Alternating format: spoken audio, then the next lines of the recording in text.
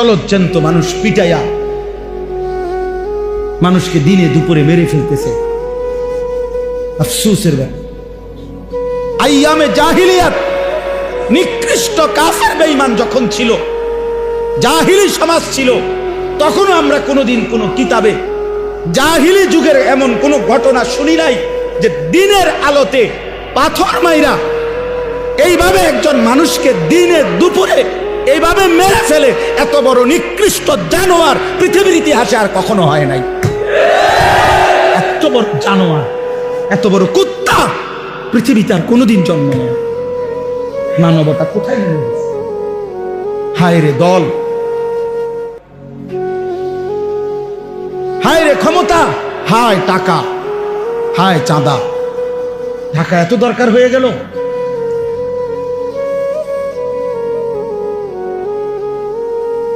সারা পৃথিবী দেখছে, অবাক হয়ে গেছে, আশ্চর্য। একটা মানুষ, দাড়িওয়ালা একটা যুবক, জলজ্জান্ত মানুষটাকে এতগুলো মানুষের সামনে দিনে দুপুরে পাথর মেরে মেরে মেরে ফেলছে। আহা, তাইলে ভাইয়া দল বিষয় না, এখানে মনুষ্যত্ব কোথায় গেল? ইনসান গেল, মানবতা কোথায় হারিয়ে গেল? আজ সে আহত, আজ সে নিহত, আর তুমি সবসময় থাকবা অক্ষত। এর কি নিশ্চয়তা? আমাদেরকে বলা উচিত ভাইয়া। দিবানিশি আমরা বলতেছি, চেষ্টা করতেছি, আমরা ভাবাইতে চাচ্ছি। তোমাদের কাছে অনুরোধ, প্রিয় ভাই, স্বার্থপর এই দুনিয়া কাউরে মনে রাখে না। স্বার্থপর এই দুনিয়া কারো জন্যই থেমে থাকে। সত্যি কথা, কসম আল্লাহ, তোমার ভালো যদি তুমি না বুঝো, কেউ তোমার মনে রাখবে না। তোমার জন্য ভাববার কারো সময় নেই, সবাই ব্যস্ত, সবার কাজের অভাব নেই। কারো ভালো হোক মন্দ হোক, যৌক্তিক হোক অযৌক্তিক হোক, প্রয়োজনীয় হোক অপ্রয়োজনীয় হোক, বর্তমানে এমন একটা সময় যে সবাই ব্যস্ত, সবাই ব্যস্ত। আজকে সকালবেলা আমি ফজরের নামাজের একটু পরে আমার মেয়ের মাদ্রাসায় গেছি। তো আসার সময় দেখছি যে একটা হাইয়েস আর ট্রাক মুখোমুখি অ্যাক্সিডেন্ট করছে, গাড়ি আটকায় গেছে। তো হাইয়েস গাড়িটার এই মাইক্রোটার ড্রাইভার একদম ভিতরে ঢুকে গেছে। অনেক কষ্টে ভাইয়া ভুইয়া যখন তারে বের করছে, কিছুক্ষণ পরে বেচারা মারা গেছে। জীবন্ত মানুষ, জলজ্জান্ত মানুষ গাড়িটা চালাচ্ছিল, এমন মানুষটা মরে গেছে। আমার বলার বিষয় হলো, আমি তাকায় দেখলাম জ্যামের কারণে গাড়ি আটকায় আছে। প্রতিটা গাড়ি সর্বোচ্চ ফোর্সে শুধুই হর্ন দিতেছে, ডাইনে বামে বাঁকা সাকা কইরা কোনো না কোনো ভাবে পাশ কাইটা চলে যাইতেছে। কেউ থামলো না, কেউ থামলো, কোনো ড্রাইভারও আর থামে না, প্যাসেঞ্জারও থামে। কারো হাতে সময় নাই, কারো হাতে সময়। তো এটাই বুঝাইলাম আর কি, স্বার্থপর এই দুনিয়া কারো জন্য থামে না, কারো হাতে সময় নাই। একদিন এটাই মনে পড়বে, হয় দুনিয়াতে নয়তো আখিরাতে, হয় অসুস্থ হয়ে গেলে নয় পঙ্গু হয়ে গেলে। একদিন সত্যি সত্যি কসম আল্লাহর মনে পড়বে, সুখের এই বন্ধুরা কেউ নাই। মোবাইলের ওই নর্তকী ধোঁকা ছিল, অস্থির ছবি ধোঁকা ছিল। বন্ধু নামের এই দুষ্টরা যারা তোমার সঙ্গ দিয়ে হাসি ঠাট্টা মজাক আড্ডায় সময় শেষ করে দিছিল, তারা আর কেউ নেই, আসলেই কেউ নাই। এই বাবাদেরকেও বলি, আপনারাও কবরে দেখবেন আপনাদের সন্তান নাই। যে সন্তানের জন্য হারাম খাইছেন, হারাম রোজগার করছেন, যেই বিবি বাচ্চার জন্য, সেই বিবি বাচ্চা আর কেউ মনে রাখে না, কেউ মনে রাখে না। আপনারা শুধু কাউরে একক লজ্জা দেওয়ার জন্য বলতেছি না, একক শরম দেওয়ার জন্য বলতেছি না, শুধু বুঝাইতে চাচ্ছি, শুধু এই কয়দিনের এই গত 2-3 মাসের মধ্যে প্রতিদিন আমার মনে হইতেছে আমার দেশের মানুষ খুব বেশি অসহিষ্ণু, খুব বেশি অস্থির, কেউ যেন কারো নিয়ন্ত্রণে নাই। প্রত্যেকে হত্যা, খুন, ধর্ষণ, পরকীয়া মনে হয় যেন একেবারে খোলামেলা প্রকাশ্যে শুরু হয়েছে। পরকীয়া এই শব্দটা, অবৈধ সম্পর্ক, স্বামী থাকার পরও মহিলার অবৈধ সম্পর্ক, স্ত্রী থাকার পরও পুরুষের অবৈধ সম্পর্ক, আমার মনে হয় গত 10 বছরও এত বেশি আমি শুনি নাই এ কয়দিনে যা শুনতেছি। ঘটনাটা কি? অসভ্যতা এভাবে বেড়ে গেল কেন? দোস্ত, নোংরামি এভাবে বেড়ে গেল কেন? প্রিয় ভাইয়া, এই কঠিন বাস্তবতা, এই নিদারুণ বাস্তবতার মুখোমুখি তোমরাও হইবা। কোন সমাজে যদি জেনা ব্যভিচার হয়, বেড়ে যায়, খোদার কসম, তো ওই সমাজের সকল পরিবারই অরক্ষিত হয়ে যায়। কারোই তখন ইজ্জতের নিরাপত্তা থাকে না, কারোই থাকে না, কারোই থাকে না। এই জন্য আমরা ভাবা উচিত, মানুষ চলচ্চন্ত মানুষ পিটাইয়া মানুষকে দিনে দুপুরে মেরে ফেলতেছে।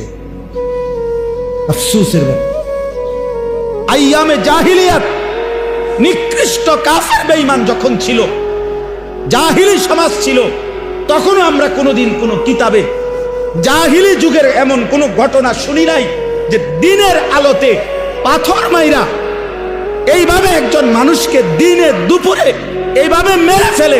এত বড় নিকৃষ্ট জানোয়ার পৃথিবীর ইতিহাসে আর কখনো হয় নাই। এত বড় জানোয়ার, এত বড় কুত্তা পৃথিবীতে আর কোনোদিন জন্ম নেয়। মানবতা কোথায় নেমে গেছে? হায় রে দল, হায় রে ক্ষমতা, হায় টাকা, হায় চাঁদা। ঢাকা এত দরকার হয়ে গেল?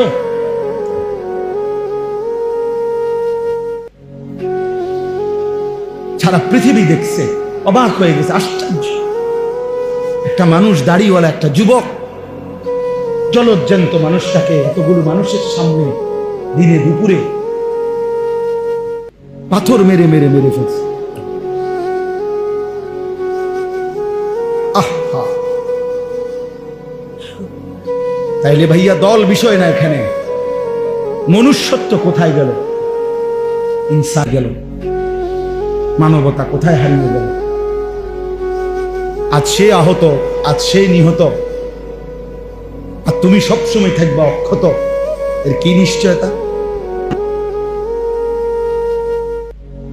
আজ তার বোন দর্শিত, তার স্ত্রী পরকীয়া আসক্ত, আমার ঘর তোমার ঘর সবসময় থাকবে পবিত্র, সুরক্ষিত, তার কি নিশ্চয়তা?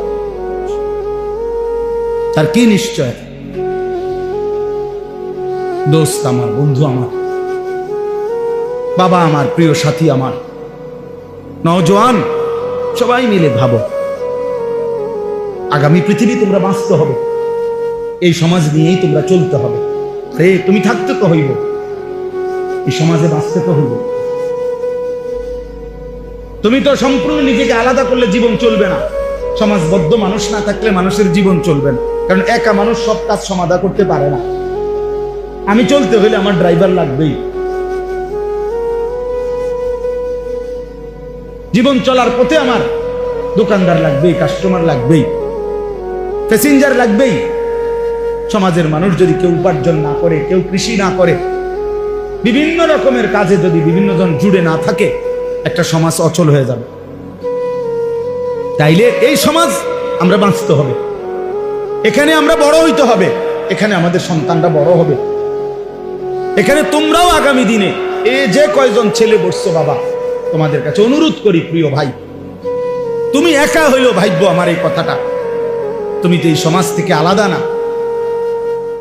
তাইলে এই সমাজের চারদিকে যদি ছেলে পেলে, নারী পুরুষ, যুবক যুবতী সবাই যদি এরকম অসভ্যপনা, বেহায়াপনা, অস্থির হয়ে আর তোমরা মজা পাও, সবাই যদি যার যার জায়গায় খুশি হও যে মা সবাই মিলে দেখতেছ একে অপরের চেহারা, নামাজ নাই, সেজদা নাই, আল্লাহ নাই, খুদা নাই, পর্দা নাই, কুশিদা নাই, তো প্রিয় ভাই আগামী পৃথিবীতে তোমরা চলবা কেমনে?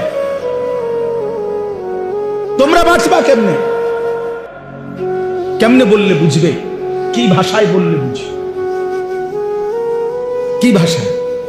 এখানে যারা বাবা, তাদের সন্তানে 9 বছরের বাচ্চার যদি নিরাপত্তা না থাকে, আমার সমাজ কোথায়?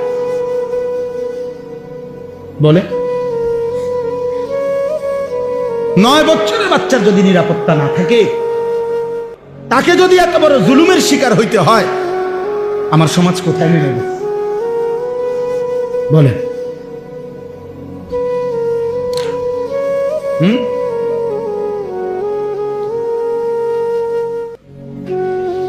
কথা নাই, বার্তা নাই। নিরীহ 2 জন ইমাম মুয়াজ্জিন, ওনাদেরই রিমান্ড হয়ে গেল, বাকি ঘটনা সব আড়াল হয়ে গেল। বুঝেন না? দুনিয়া না ধোকা দিবা, আখেরাত আজকে না জুলুম করলা, আগামী দিনে আখেরাতে আড়াল করবে কে?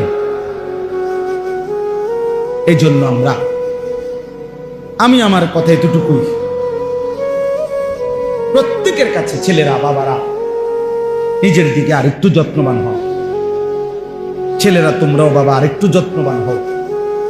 এতটা বেনামাজি জিন্দেগি ভালো না, এতটা চরিত্রহীন জীবন প্রিয় ভাই ভালো না।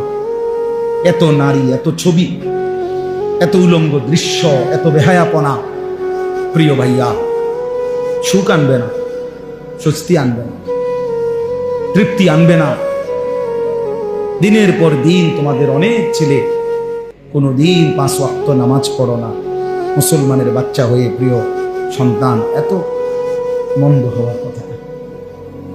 এভাবে আল্লাহকে ভোলা ঠিক না, এভাবে আল্লাহর নাফরমানি করা উচিত না। আখেরাত তো পরের কথা, দুনিয়াতে তো শান্তি থাকা দরকার, দুনিয়াতে তো দরকার। কোরআনুল কারীমের মধ্যে আছে, আল্লাহ তাআলা বলেন, অমিনহুম মান ইয়াকুলু রব্বানা আতিনা ফিদ দুনিয়া হাসানা ওয়া ফিল আখিরাতি হাসানা ওয়া কিনা আযাবান নার। আল্লাহ বলেন আমার প্রিয় বান্দা তারা বলে, আল্লাহ আমাকে দুনিয়া সবটা দিয়েন না, আমাকে ওইটুকু দুনিয়া দেন যেটুকু হাসানা, যেটুকু পবিত্র, যেটা হালাল, যেটা বৈধ, যেটা উত্তম, যেটা আপনার মর্জি মতো, আমাকে সেই দুনিয়া দেন। আমাকে আখিরাতটাও যেটা দিবেন উত্তম দিবেন, জাহান্নামের আযাব থেকে মুক্ত করে দিয়েন। আল্লাহ তাআলা বলেন, যে বান্দা আমার পবিত্র দুনিয়া চায়, পবিত্র আখিরাত চায়, জাহান্নাম থেকে মুক্তি চায়, খোদার কসম আল্লাহ বলছে, উলাইকা লাহুম নাসীবুম মিম্মা কাসাবু, আমার এই বান্দা 24 ঘন্টা যা করবে দুনিয়ায়, আমি সবটার বিনিময় আখিরাতে তারে বুঝাই।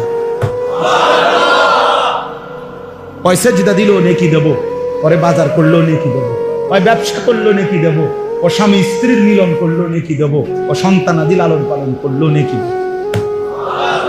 উলাইকা লাহুম নাসীবুম মিম্মা কাসাবু, সে যা অর্জন করবে আমি সব তার প্রতিদান দেব।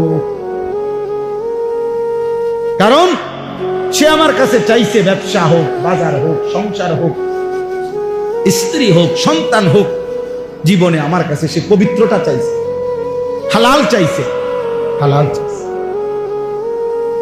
ফামিনান নাসি মান ইয়াকুলু রব্বানা আতিনা ফিদ দুনিয়া ওয়া মা লাহু ফিল আখিরাতি মিন খালাক।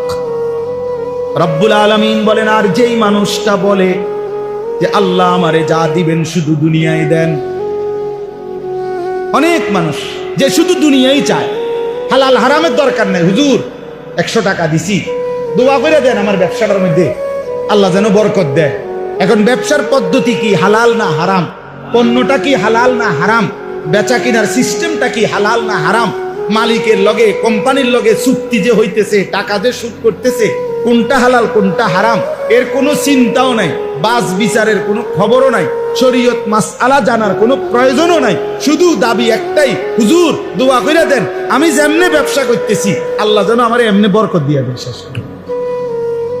আমনে তো হালাল হারাম তো আইয়েন না, আমার কি দরকার, লাভ দরকার, লাভ দরকার। হুজুর আপনার 100 টাকা দিলাম, আপনি আল্লাহরে বলে দেন 100 টাকা দিয়া আল্লাহ যেন আমার ব্যবসার মধ্যে কি দিয়া দেন। আমাদের একজন বড় বুজুর্গ আছেন ঢাকার, হযরত মাওলানা আবুল বাশার সাইফুল ইসলাম, অনেক বড় বড় আলেম। হুজুর একদিন বলছিলেন যে শোনেন, যে পরিমাণ ব্যবসায়ী হুজুরদের কাছে তাবিজের জন্য যায়, ব্যবসায়ীরা হুজুর এমন কোন কাগজ, এমন কিছু লেখা টাকা লেখা দেন লাল কালি দিয়া, যেটা দোকানের মধ্যে ঝুলাইয়া রাখবো যাতে করে কাস্টমার আইয়ে বরকত হয় ব্যবসা। এরকম বহু দোকানে দেখবেন চারিদিকে কাগজ ঝুলানো, লেখা বিভিন্ন রকমের কাগজ, তাবিজ। তাবিজের জন্য, ব্যবসার বরকতের জন্য যে পরিমাণ হুজুরের কাছে গেছে, আলেমের কাছে, তার 100 ভাগের 1000 ভাগের 1 ভাগও একটা শরীয়তের মাসআলা যে এটা হালাল না হারাম, এই পদ্ধতিটা আমার এটা জানার জন্য 1000 ভাগের 1 ভাগও যায়। বুঝেন নাই কথা? কোম্পানি বলে দিছে টার্গেট পুরা করতে পারলে 3 দিনের কক্সবাজার ট্যুর। বাহ, টার্গেট ফিল আপ করে দিছে কক্সবাজার। আমার একদিন একজনের কিছু দোয়া করে, দোয়া করতাম এখন লাগে কক্সবাজার 3 দিনের জন্য কোম্পানি থেকে যাইতেছে। আমি যাই বেড়া বেড়ি এক লগে নি, হুজুর এক লগে। আমি তো কিতে দোয়া করতাম, আমরা যাতে ভালো করে নাচতেন পারেন নাকি, কি দোয়াটা কি করতাম? তোর কক্সবাজারের উপরে কি গজব করতো না তোর মাথা ফাঁকা করতো? কি দোয়া করতো আপনি বলেন না, তার লাগে কি দোয়া করতো? এতে কক্সবাজার দোয়া করতো, বুঝলেন? মানে হালাল না হারাম এত কিছুর দরকার নেই, দোয়া করে দেন আমার দুনিয়া দরকার, আমার দুনিয়া দরকার। রব্বানা আতিনা ফিদ দুনিয়া, আল্লাহ দুনিয়াই দেন শুধু, আর কিছু লাগবে না। ওয়ামা লাহু ফিল আখিরাতি মিন খালাক। রব্বুল আলামিন বলে, বান্দা মনে রেখো, এমন নাফরমান দুনিয়া তো কিছু মিলবেই বান্দা, যাই পাওয়ার কিছু দুনিয়া তো পাবাই, তবে শুধু মনে রেখো ওয়ামা লাহু ফিল আখিরাতি মিন খালাক, আখিরাতে কিন্তু কোনো অংশ থাকবে না, আখিরাত কিন্তু কিছুই মিলবে না। দুনিয়া তো আমি আল্লাহ তোমাকে দেব না কেন? তুমি চাইছো তোমারে দেবই দুনিয়া, আমি আল্লাহ তো না চাইলেও দুনিয়া দেই। কাফেরকে দুনিয়া দেই, বেঈমানকে দিয়েছি, মুশরিককে দিয়েছি, নাস্তিক মুরতাদ আমি আল্লাহকেই চিনে না, আল্লাহকেই মানে না, আল্লাহকেই বলতে কিছু স্বীকার করে না, এমন বেঈমানকেও তো আমি আল্লাহ দুনিয়া দিয়েছি, তোমাকে দেব না কেন? নেও, বাতে না উদা খাইবা না, এটা তো আমি কুত্তারও খাওয়াই, জানোয়ারকেও খাওয়াই। হ্যাঁ, দুনিয়া তো আমি জানোয়ারকেও দেই, বেটা তোরে দিতাম না, যা নে বেটা, আর কি তা বাতে না দুর্গা, আর কি খাবিয়ে না? বিল্ডিং, আরে বিল্ডিং তো ইউরোপ আমেরিকার মধ্যে কুকুর শুকর ওরা যেখানে ফার্মে পালে কুত্তা শুকর, ওইগুলোও তো বিল্ডিং এ থাকে, এসি রুমে থাকে। কি এটা হইছেটা কি বেটা?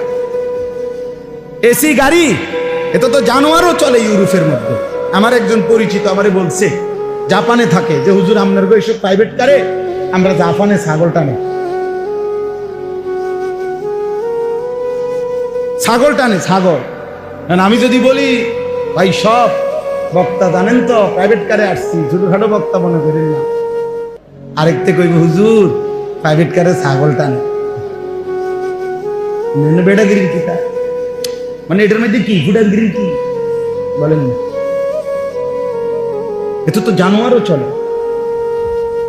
এই জন্য দোস্ত, দুনিয়া মিলে যাওয়া, দুনিয়ায় ভালো থাকা তেমন কিছুই না, তেমন কিছুই না, বরং মূল বিষয় হলো আল্লাহকে প্রাধান্য দেওয়া, আখিরাতকে প্রাধান্য দেওয়া। প্রয়োজনে পুরা দুনিয়া ছেড়ে দিলাম, প্রয়োজনে সব ছেড়ে দিলাম, আল্লাহকে নিলাম, আল্লাহ সন্তুষ্টি চাইলাম, আখিরাত চাইলাম। খোদার কসম নবী বলছে, ওই ব্যক্তি লাভের ব্যবসা করছে যে দুনিয়া ছেড়ে দিছে, আল্লাহকে গ্রহণ করছে। এই চলেন এবার এই তর্জমা শুনেন, তাহলে কথা শেষ। এখানে যে আয়াত আমি পড়ছি সূরা বাকারার, কোরআনুল কারীমের 2 নম্বর সূরা, 2 নম্বর পারা, সূরা বাকারা। এই সূরার 207, 208 এই 2টা আয়াত পড়ছি। এবার এই শেষ তর্জমাটা শুনেন, অল্প একটু। রাসূলুল্লাহ সাল্লাল্লাহু আলাইহি সাল্লামের একজন সাহাবী সুহাইব, ওনার নাম ছিল সুহাইব রুমি, মানে রোম দেশের মানুষ ছিলেন উনি। তো উনি ইসলাম পূর্ব যুগেই মক্কায় এসে বসবাস করছিলেন এবং মক্কায় এসে ব্যবসা করতেন। ব্যবসা করতে করতে একটা পর্যায়ে উনি মক্কার একজন বিশিষ্ট ব্যবসায়ী, ধনাঢ্য ব্যবসায়ী হয়েছিলেন। সুহাইব রুমি ওনার নাম। তো রাসূলুল্লাহ সাল্লাল্লাহু আলাইহি ওয়াসাল্লামের হাতে এক পর্যায়ে উনি কালেমা গ্রহণ করছেন। নবীজি সাল্লাল্লাহু আলাইহি সাল্লাম যখন মক্কা থেকে হিজরত করে মদিনায় গেছেন, তো আরো অন্যান্য সাহাবীরাও ধীরে ধীরে আগে পিছে, কেউ আগে কেউ পরে, ওনারাও ধীরে ধীরে মদিনায় হিজরত করে করে রাসূলুল্লাহ সাল্লাল্লাহু আলাইহি সাল্লামের কাছে চলে গেছেন। তো নবীজি সাল্লাল্লাহু আলাইহি সাল্লাম যাওয়ার পরে কিছুদিন পরে যারা গেছে নবীজির কাছে মদিনায় মক্কা ছেড়ে, এর মধ্যে উনি একজন, এই সুহাইব রুমি, অর্থাৎ উনিও হিজরত করে মদিনায় গেছেন নবীজির হিজরতের পরে, মানে নবীজি তখন চলে গেছে মদিনায়, এর পরে গেছে। তো যেদিন উনি মক্কা থেকে হিজরত করে গোপনে মদিনার উদ্দেশ্যে রওনা দিছে, ওই দিন কিছু দূর যাওয়ার পরে মক্কার কুরাইশরা খবর পাইয়া ওনারে ঘেরাও দিয়া ধরে ফেলছে, আটকাইয়া ফেলছে আর কি, যাইতে দিবে না মদিনা।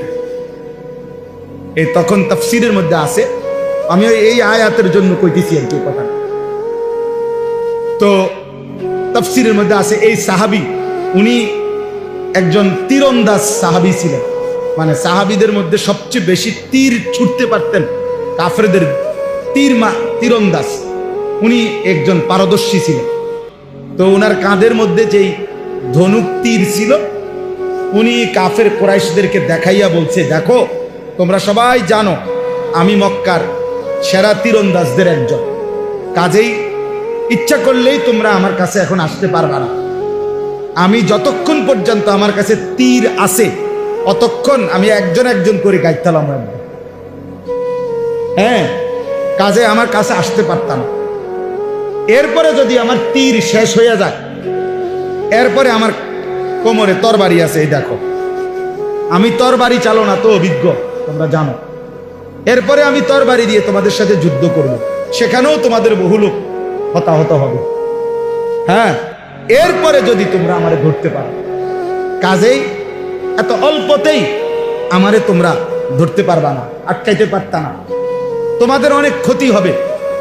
কিন্তু এই কথাটা শুনে, কিন্তু আমি তোমাদের কাছে একটা প্রস্তাব দিচ্ছি, আমি জানি তোমরা আমারে কেন আটকাইছো, অন্য অনেকেই চলে গেছে তারে আটকাও নাই, আমারে আটকাইছো তোমরা, আমি জানি, কারণ তোমরা জানো যে আমি মক্কার ধনাঢ্য ব্যক্তিদের একজন, আমার কাছে অনেক সম্পদ আছে, স্বর্ণ রৌপ্য আছে, এটা তোমরা জানো, আমি জানি, এই জন্য তোমরা আমারে আটকাইছো। আমি জানি তোমাদের মূল লোভ সম্পদের প্রতি, অতএব আমার যত সম্পত্তি আছে যেখানে যেখানে আমি রেখে আসছিলাম, এখন আমি সব বলে দিচ্ছি, তোমরা সব কিছু নিয়ে নাও, বিনিময়ে শুধু আমারে একা আমার আকা, আমি যার জন্য যাচ্ছি, আমার সেই প্রিয় বন্ধু আমার রাসূলের কাছে যাইতেন, আমারে বাধা দিও, আমারে আমার কাছে, আমার নবীর কাছে আমারে যাইতেন, আমি কিচ্ছু নেব না, সব দিয়ে দিলাম, সব জানাই দেবো তোমাকে, তোমরা আমারে ছেড়ে দাও। স্বাভাবিকভাবে আমারে ধরতে পারতা না, তোমরা হতাহত হইবা, এটাও করো না, আর সম্পদও আমি নেব না। তাফসীরের মধ্যে আছে মক্কার কুরাইশরা বলছে, তুমি ঘোড়া যেটা নিয়ে রওনা দিছো এটাও দিয়া লাইতে হবে, শুধু গায়ের পোশাক ছাড়া আর কিছু নিতে পারবা না। উনি বলছে ঠিক আছে, আমি শুধু আমার গায়ের পোশাক নিয়েই রওনা দিলাম, আর সব সম্পত্তির কথা একবারে দাগে দাগে বলে দিলাম, তোমরা সব নিয়ে নাও, আমি আমার এই এক কাপড়েই আমার রাসূলের কাছে আমি যাইতে চাই, তবু আমারে বাধা দিও। মক্কার বেঈমান কুরাইশরা সমস্ত সম্পত্তি নিয়ে উনারে ছেড়ে দিছে। উনি একা এক কাপড়ে এই লম্বা পথ, দীর্ঘ পথ সফর করে আল্লাহ নবী সাল্লাল্লাহু আলাইহি ওয়াসাল্লামের কাছে মদিনায় পৌঁছা নবীজি সাল্লাল্লাহু আলাইহি সাল্লামের দরবারে বসে এই পুরা ঘটনা শুনাইছে। ইয়া রাসূলুল্লাহ, আমি কেমনে আসছি শুনেন। আমারে তারা বাধা দিছিল, আমি তাদেরকে এই বলে আমার সারা জীবনের অর্জিত সমস্ত স্বর্ণ রৌপ্য গহনা সম্পদ সব দিয়া, এমনকি বাহনের ঘোড়াটা পর্যন্ত দিয়ে এই এক কাপড়ে, ইয়া রাসূলুল্লাহ আমি আপনার কাছে এসেছি। খোদার কসম, তাফসীরে আছে আল্লাহর নবী তখন চিৎকার দিয়ে আওয়াজ করে খুশিতে আল্লাহর নবী বলছে, রাবিহাল বাই, রাবিহাল বাই, সুহাইব তোমার ব্যবসা বড় লাভবান হয়েছে, তোমার ব্যবসা বড় লাভবান হয়েছে, তোমার ব্যবসা রাবিহা, লাভ হয়েছে, লাভ হয়েছে। সামান্য দুনিয়া ছেড়ে দিছ আল্লাহর ভালোবাসায়, আল্লাহর সন্তুষ্টির জন্য, রাসূলের সন্তুষ্টির জন্য সব কোরবানি করেছ, তুমি লাভবান। তখন ঠিক ওই সময় আল্লাহ তাআলা জিবরাইলকে পাঠিয়ে এই সাহাবীর প্রশংসায় কোরআন কারীমের এই আয়াত নাযিল করেছেন, ওয়া মিনান নাসি মান ইয়াশরি নাফসাহু। আল্লাহ বলে, বন্ধু আপনার সাহাবীদের মধ্যে কিছু সাহাবী এমন যারা তাদের পুরা জীবনটাকে বিক্রি করে ফেলেছে ইবতিগা মারদাতিল্লাহ, আল্লাহ রাব্বুল আলামিনের সন্তুষ্টির তালাশে, রব্বুল আলামিনের সন্তুষ্টির তালাশে পুরা জীবন দিয়ে দিছে, পুরা জানমাল সব বিলীন করে দিয়েছে, বিনিময়ে আল্লাহকেই চেয়েছে, আখিরাতকেই চেয়েছে। আল্লাহ বলেন, ওয়াল্লাহু রাউফুম বিল ইবাদ, এমন বান্দার ব্যাপারে নিশ্চয়ই আল্লাহ বড় বেশি দয়াবান, আল্লাহ তাকে উপযুক্ত পুরস্কার দিয়ে ভরপুর করে দেবে। আপনি ঘাবড়ায়েন, ওরে বলে দেন আমি আল্লাহ ওরে সন্তুষ্ট করব। কোরআন শরীফে আছে হযরত আবু বকর সিদ্দিক রাদিয়াল্লাহু তাআলা আনহু জীবনের সব কিছু আল্লাহর জন্য বিলায় দিছিলেন। তো নবীজিকে আল্লাহ তাআলা কোরআনের আয়াত নাজিল করে নবীজিকে আল্লাহ শুনাইছিলেন।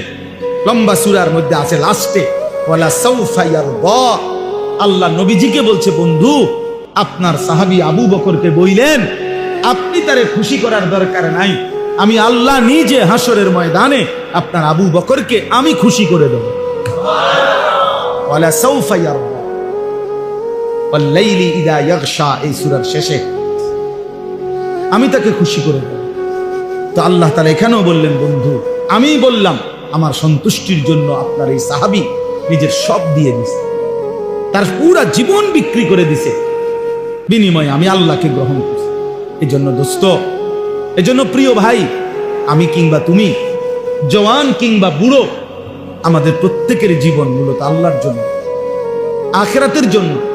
আমরা যদি আল্লাহকেই না পেলাম, নামাজই না পেলাম, এই কপাল যদি সেজদাই না দিল, আল্লাহকেই না চিনল, তো ওই কপাল মন্দ কপাল, লানত ওই কপালের উপরে, থুতু মারি ওই কপালের উপরে। ছেলেরা মনে রাখিস, তোদের ওই কপালে আমি থুতু মারি যে কপাল আল্লাহ সেজদা দেয় না, নাফরমান। তোর ওই কপালে থু থু, তোর কপালে থুতু মারি, থুতু মারলাম তোর ওই কপালে।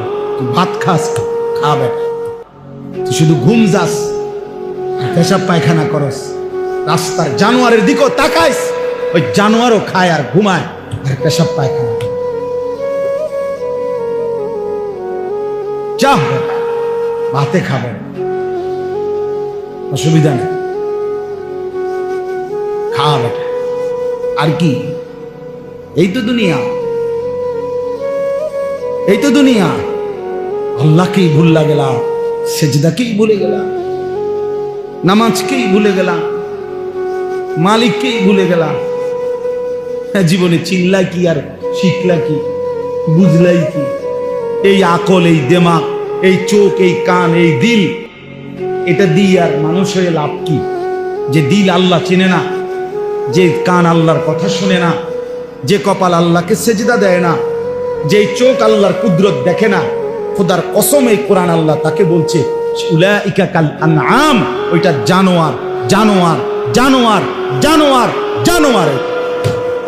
আল্লাহ বলে যদি কোনো কথা কয় তো তারে কবি বালহুম আদাল, না না তুই জানোয়ারের চাইতে নিকৃষ্ট। যদি গাঁড় ফাঁক দেয় তো কবি হ তুই জানোয়ার, তুই খারাপ। কোরআন শরীফ দেখো, আল্লাহ বলছে লাহুম কুলুবুল লা ইয়াফকাহুন, দিল আছে বোঝে না, চোখ আছে দেখে না, কান আছে শোনে না, সে জানোয়ার।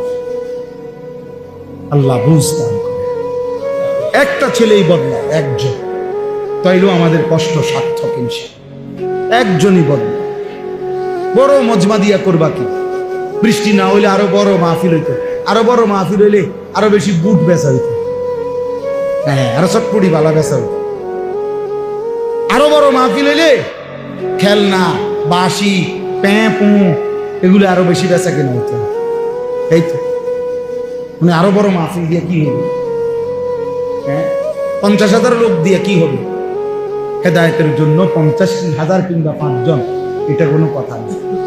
আসমানওয়ালা গ্রহণ করলে সামান্য বালুও দামি, আসমানওয়ালা গ্রহণ না করলে পাহাড়ও ভেঙে ভেঙে বালু হয়ে যায়। আল্লাহ আমাদেরকে বুঝতাম। অতএব সর্বশেষ কথা হলো আল্লাহ বলেন ইয়া আইয়ুহাল্লাযীনা আমানু দুখুলু ফিস-সিলমি কাফা, হে মুমিন, হে ঈমানদার, আমি আল্লাহ তোমাকে বলছি আমার ঈমানদার বান্দা পুরাপুরি ইসলামের মধ্যেই ঢোকো।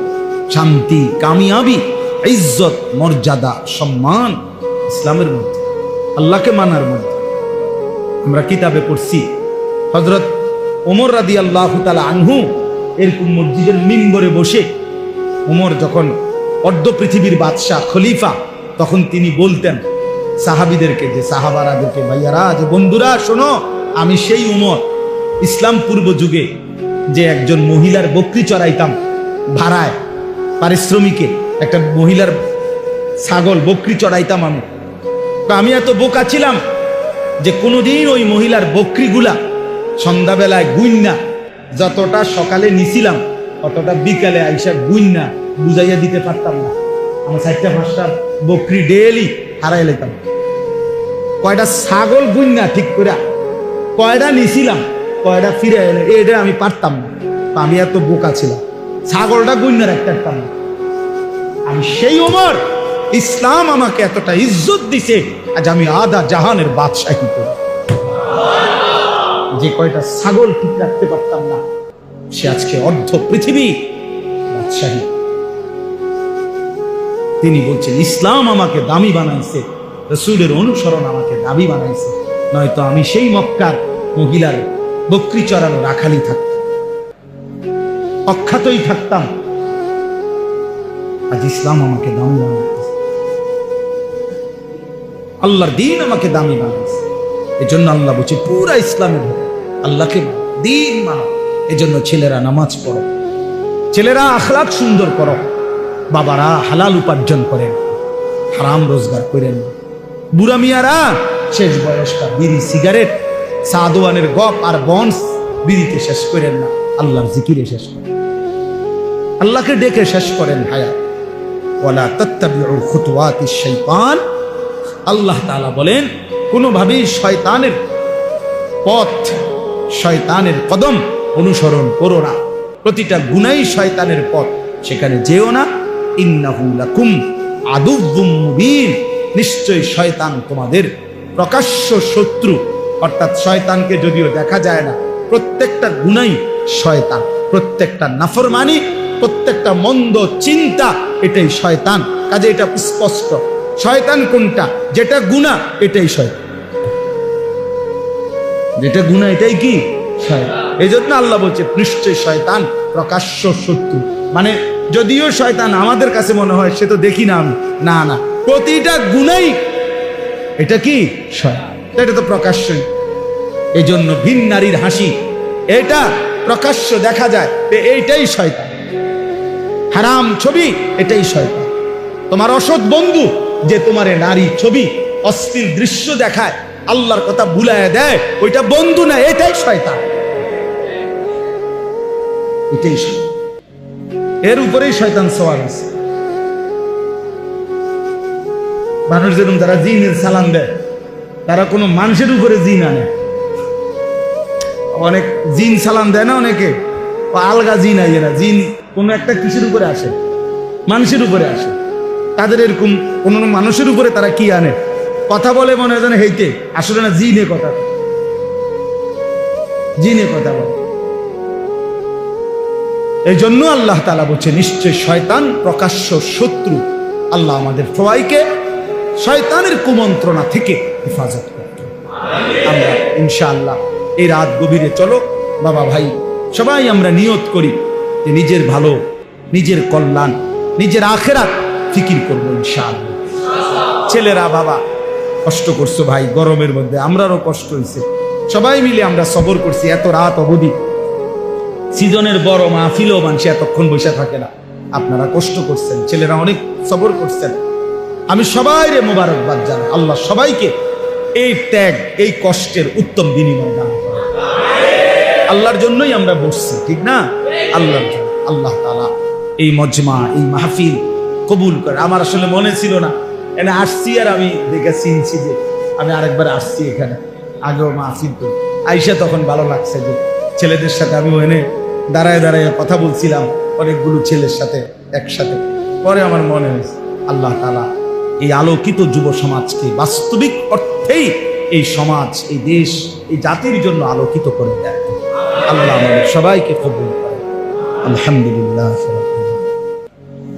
اللهم أنت السلام ومنك السلام تباركت يا ذا الجلال يا أرحم الراحمين يا أرحم الراحمين يا أرحم الراحمين ربنا ظلمنا أنفسنا وإن لم تغفر لنا وترحمنا لنكونن من الخاسرين ربنا آتنا في الدنيا حسنة وفي الآخرة حسنة وقنا عذاب